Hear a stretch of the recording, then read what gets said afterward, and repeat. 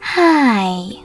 In front of me is Motorola One 5G Ace, and today I would like to show you where you can locate all typing features available on this device.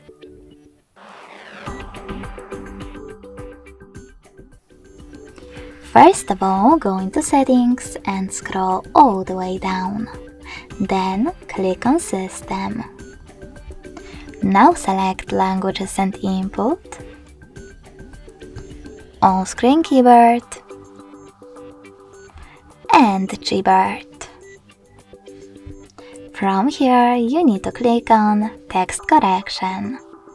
As you can see, all typing features are available over here. In order to switch on or off one of them, just click on the switcher next to the chosen one. Thanks so much for watching. If you enjoyed this video, smash that like button, comment, and subscribe. Bye!